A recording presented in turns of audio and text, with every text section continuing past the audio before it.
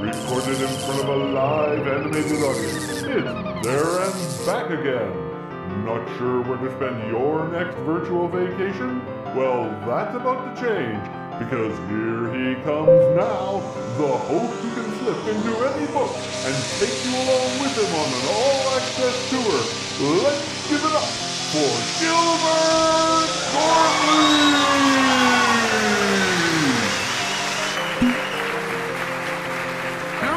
Howdy!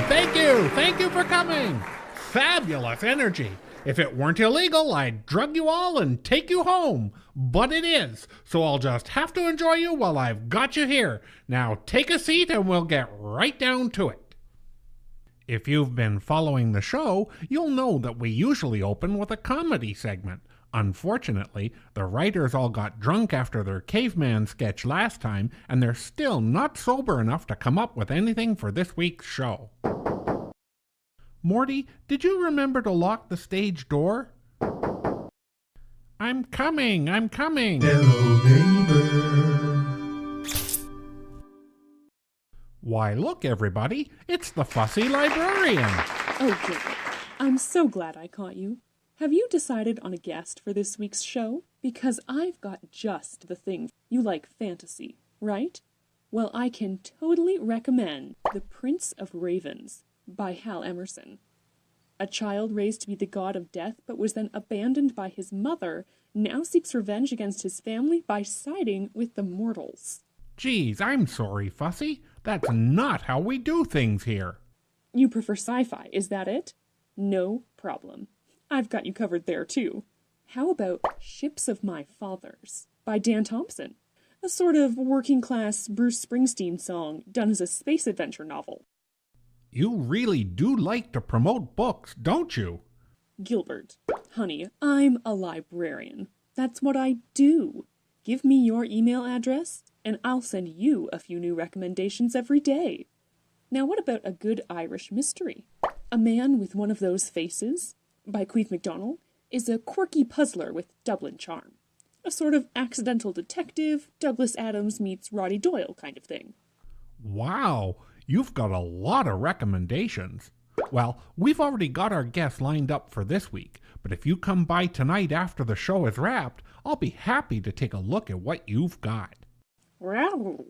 Why, Mr. Gormley, I do believe you're being fresh with me. No, that's not what I meant. It's a date. And I have got just the list of steamy romances I can tell you about to set the mood. Shall we say 8 o'clock? Okay. Bye then, Tiger. I've got to get to my day job. See you at 8. Yeah, 8 o'clock. Bye. Boy, the folks around here sure do seem to be friendly. Anyway, back to the show. Randall, where are we going this week? Gilbert, it looks like all librarian action for you, because today you and your audience will be visiting a world of intrigue in Amber Fang. From the blood-filled fountain pen of Arthur Slade. It's the story of a young librarian who uses her research skills to search for her missing mother, and also to find her next meal. Find her next meal? With research? Yes, find her next meal. Because Gilbert, in addition to being a librarian, Amber is also a vampire with a strict ethical code. She only eats humans who have gotten away with murder. Oh. But now her roads are converging, because the closer she gets to her next dinner victim, the more deeply she's drawn into a secret government operation.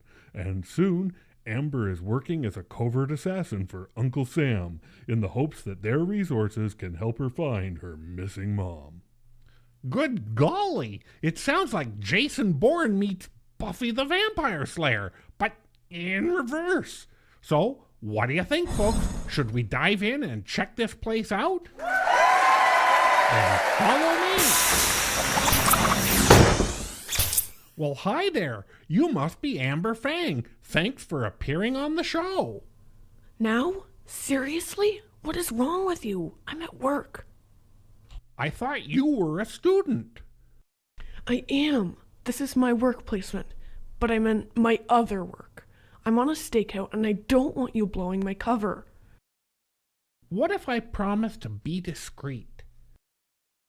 Okay, I guess that'll work. So what do I do? Just push that book back on the shelf and we'll get started. That sounds easy enough. Holy crap! You call that being discreet? Oh, when I said it, I spelled it E-T-E.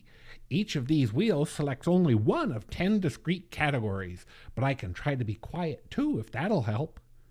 Okay, I'll let it slide, but only because we librarians love fancy wordplay. What's next? Now you just have to tell me something about each of 3 topics here in your world. You spun religion, history, and person or group. Got it? I guess. Then give me 120 seconds on the clock and go! Well, religion is easy. My mother and I practice an unusual religion for vampires. Most vamps think they're better than humans and are about as picky in who they eat as you are with chickens. But Mom and I only eat people who deserve to be eaten. Humans who are guilty of murder but manage to get away with it. It's hard work, doing all the research to find them and establish their guilt, but it helps us sleep at night. That's kind of how I ended up being a librarian. Wow, a vampire cult with a code of ethics. Good Samaritans making the world a gentler place one dental execution at a time. Well, that definitely qualifies as a religion. I guess next would be history. Can you believe people actually think men have landed on the moon? You mean you don't? Seriously? You think men could get their act together long enough to pull off something that complicated? Now, if you told me women had landed on the moon, that I could totally believe.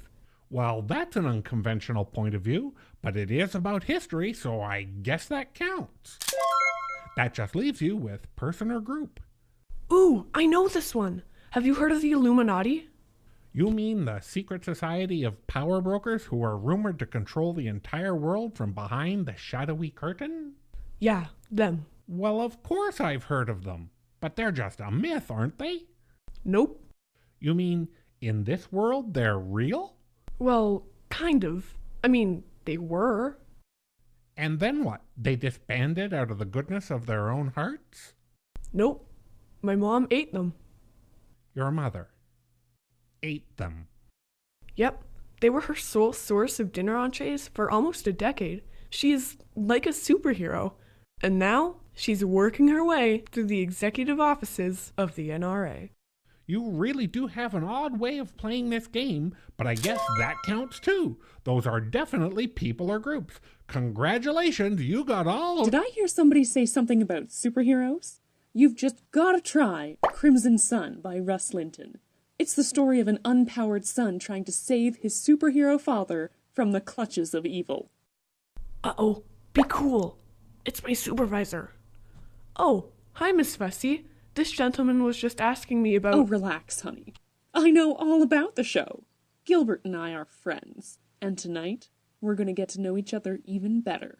Right, Gilby? So you keep telling me. Now, Amber, I see you're filing things with Dewey, but in this establishment, we use the Library of Congress system. It's much better. No, it isn't. You can't win arguments just by saying, no, it isn't. Yes, I can. Dear, you need to present facts. Haven't you heard? We can make up our own facts now. Oh, darn. Looks like it's time for me to go. And just when your obscure arguments about library filing theory were starting to get interesting. See you tonight, Gilbert. I can't wait to hear every little detail about your likes and dislikes. Ow. Think maybe I'll just stay here for now. I'd like to thank our surprise neighbor guest, the Fussy Librarian.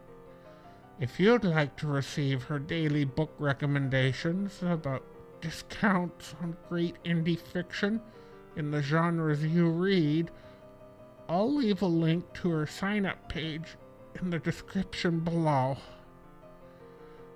And each of the books she mentioned today is a real indie title that has passed the ImmerseOrDie test, so if any of them caught your attention, be sure to check them out. I'll leave links to those down below as well.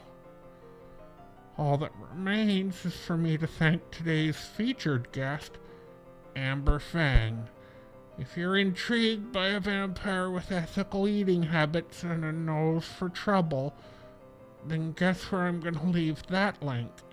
Make a date to visit her world today.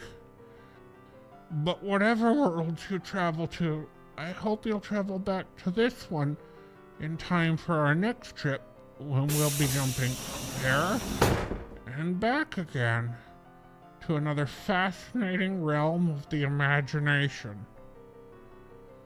Until then, I'm Gilbert Gormley, and remember, you may not live in a world of adventure, but with a million choices across the Storyverse, you can always vacation in one.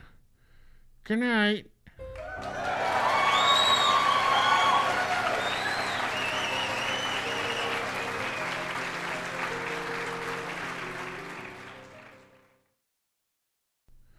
Ow. Somebody call an ambulance.